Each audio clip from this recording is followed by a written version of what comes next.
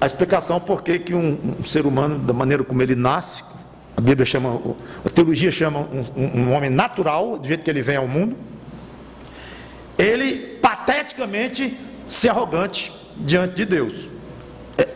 É explicável, triste, mas é explicável. Agora, mais triste ainda é quando vem um crente no Senhor Jesus Cristo, alguém que já passou pelo processo do arrependimento, já passou pelo processo da conversão a Cristo, já passou pelo processo de tornar-se uma nova criatura, já tem entendimento limitado, mas tem entendimento para as coisas espirituais. Aí vem um crente que reconhece Deus como Criador, porque tem muitas pessoas que não reconhecem nem que Deus existe e tal, mas agora falando do crente, ele sabe, reconhece, e ele resiste a se humilhar diante de Deus. Aí é trágico. Bom, pastor, aí o senhor vai exortar outro, porque agora isso aí não tem nada a ver comigo não, agora não tem mesmo, porque não tem nem perigo disso acontecer comigo. Tudo bem, me humilhar diante das pessoas. Tem umas chatas, o senhor conhece, deve talvez conheça algumas, difíceis de lidar, arrogantes. Então eu me humilhar diante de gente é meio complicado. Eu reconheço que é complicado se humilhar diante de outros seres humanos, mas eu tento. Agora, eu não vou me humilhar diante de Deus? Claro que eu vou, não tem menor dificuldade para mim, eu tenho prazer, eu me derreto diante de Deus. Que bom, ótimo. Agora é bom lembrar que cada vez que você peca e não se arrepende, você está sendo soberbo diante de Deus, porque pecado é ofensa a Deus. Então você acha que não precisa se arrepender diante de Deus, confessar, se entristecer mais uma vez, já fez isso tantas vezes, isso cansa, então não precisa mais não, já sou filho de Deus pela fé, meus pecados já estão perdoados, não vou mais para o inferno, assim ensina a doutrina bíblica correta, então não preciso estar toda vez me tratando com Deus, cada pecado que eu cometo já fica aí no bolo, já fica aí no atacado, o perdão de Cristo para os meus pecados. Arrogância pura. Cada pecado que você se lembra que cometeu, que a sua consciência lhe acusa, sim, você precisa tratar com Deus. Eu sei que você, uma vez sendo crente em Cristo Jesus, você já está salvo mesmo. Eu sei que você não vai perder a salvação por causa daquele pecado, tudo isso está certo, mas não misture uma coisa com a outra. Não implica que o fato de estarmos salvos não quer dizer que tenhamos que dar satisfação ao nosso Deus por cada pecado que nós cometemos no dia a dia. Quer ver um exemplo? Um filho, um garoto danado, como quase todos são mesmo, ele é filho daquele pai, é ou não é? É, não tem jeito. Então a filiação dele com aquele pai está garantida, não é porque ele vai ser danado, não vai ser danado, vai ser bonzinho, obediente, desobediente, mas é filho daquele pai. Aí ele desobedece o pai, aí pede perdão, leva uma surra, sei lá o quê, aí depois desobedece de novo, depois obedece de novo. Um belo dia o menino disse, não vou mais tratar isso com o papai não, porque ele desobedece de vez em quando mesmo. Ele diz que me ama incondicionalmente, tudo é verdade. Eu não vou deixar de ser filho dele por causa dessa desobediência, mais uma que eu fiz. Tudo verdade. Ele está raciocinando em cima de premissas corretas. Logo, já que é assim, eu não preciso tratar com meu pai toda vez, papai, desculpe, mais uma vez, eu errei, desobedeci, está aqui minha mão, pode dar palmada ou castigo, sei lá o quê. Ah, tá bom, já absorveu isso aí tudo. Errado. Então ele raciocinou em cima de coisas corretas, mas ele concluiu de maneira errada, porque ele tem que dar satisfação ao pai dele cada vez que o desobedece, mesmo que o pai o ame incondicionalmente, mesmo que ele seja filho daquele pai o tempo todo, óbvio, e tudo mais. Não precisa entender profundamente de teologia para concluir isto. Mas às vezes o crente acha, mesmo no fundo do coração dele, nem percebe que isso é arrogância, que não precisa tratar tanto com Deus quanto aos seus pecados. Precisa, trate com Ele. Não tem nada a ver com sua salvação, mas tem a ver com o andamento da sua salvação aqui na terra da sua vida cristã. Cada vez que você insiste em fazer uma coisa do seu jeito, e você sabe que a Bíblia indica um jeito diferente. Ah, mas é o meu jeito, não está errado propriamente e tal, mas eu vou por aqui. Olha, o caminho melhor, que a Bíblia aconselha, é por aqui. Não, mas arrogância. Não há outra explicação. Quando você não crê, quando a Bíblia diz uma coisa, isso aqui eu não consigo acreditar de jeito nenhum, arrogante. Não está escrito, não é Deus quem disse, não é a palavra de Deus, arrogância. Cada vez que você deixa de orar por um determinado assunto, não vou orar por isso. Estou até com vontadezinha, eu confesso, estou com vontadezinha de orar por aquele assunto. Mas Deus é soberano, Ele conhece as coisas antes da gente pedir, então não precisa orar por isso. Arrogante, porque precisa sim, porque Ele disse que precisa. É claro que Ele sabe antes de pedir, é claro que Ele só vai dar se é a vontade dEle, tudo aquilo. Mas não significa que você não vá ter que pedir, e insistir, e até incomodá-lo, como aquela palavra que Cristo nos ensinou.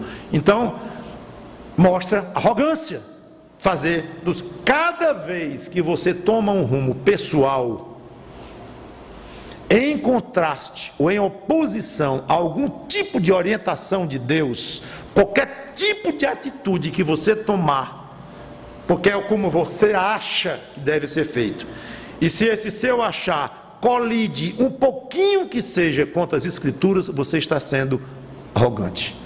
Aí vem você dizer que não tem o menor perigo de você ser arrogante diante de Deus, que você se derrete diante de Deus. Será? Você pode até se derreter em orações e clamando para Ele coisas lindas da natureza e até coisas mais profundas. Tudo bem, não estou duvidando da sua palavra. O que eu estou dizendo é que essas coisas são sutis, nós temos que prestar atenção. Alguém pode achar que está muito humilde para com Deus e está sendo um grande arrogante diante de Deus. Mas vamos terminar, quer dizer, vamos continuar com o texto. Pedro poderia ter terminado a frase simplesmente dizendo para nós nos humilharmos sob a poderosa mão de Deus e pronto, já era o suficiente. Mas Pedro vai além, mostrando a maravilha que nós nos relacionamos a um Deus tão misericordioso. O que ele diz aí no restante do versículo 7?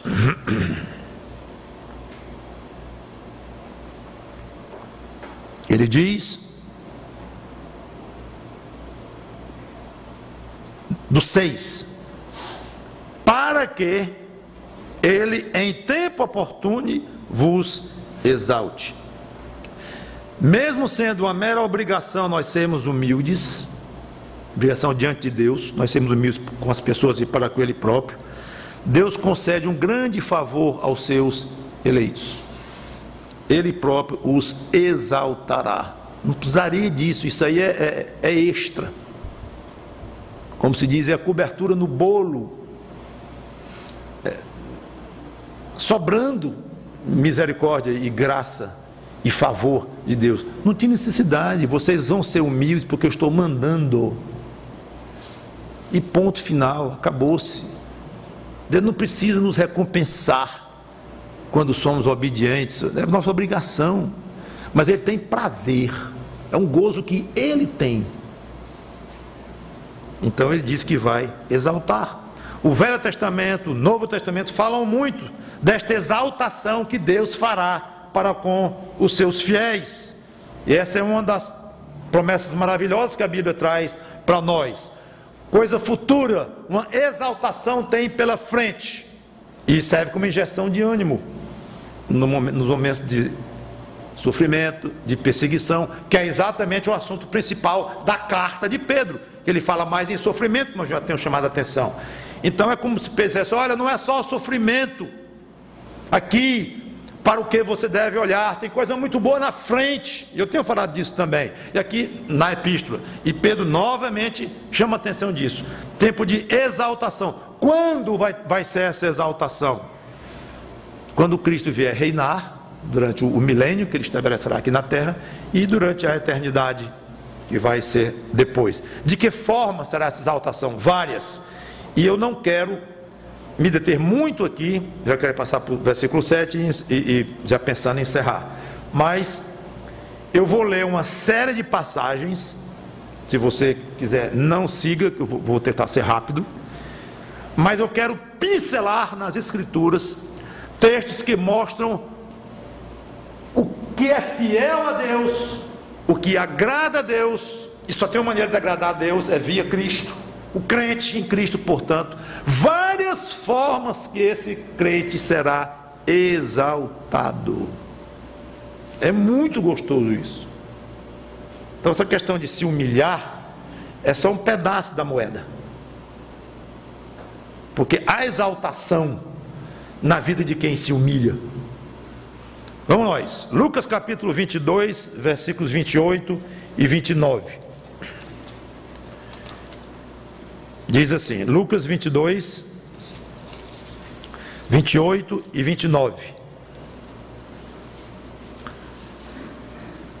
Vós sois os que tendes permanecido comigo nas minhas tentações, assim como o meu Pai me confiou um reino,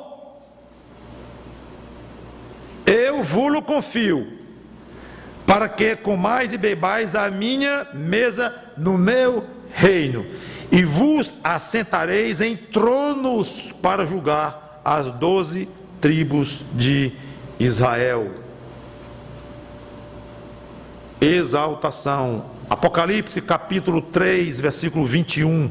Como eu falei, eu não vou entrar em detalhes de cada passagem dessa, não vou explicar cada contexto, eu quero só deixar na sua mente um conjunto de passagens espetaculares, apontando para uma exaltação, não que nós vamos fazer por nós próprios, mas Deus nos exaltando. Esse aqui é o gostoso da história.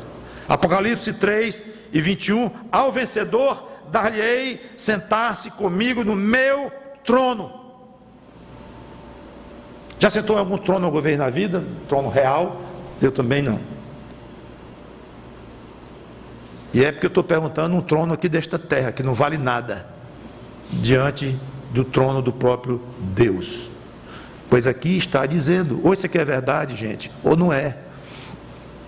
Agora, se são passagens misteriosas, se são passagens, algumas bem literais, outras metafóricas, que equivalem a alguma realidade, mas que não é que está expressando exatamente por fato de ser uma metáfora, uma figura, ou é bastante metafórica, não importa. Repito, não vou explicar cada uma, mas o fato é que está escrito muita coisa sobre um futuro estado de exaltação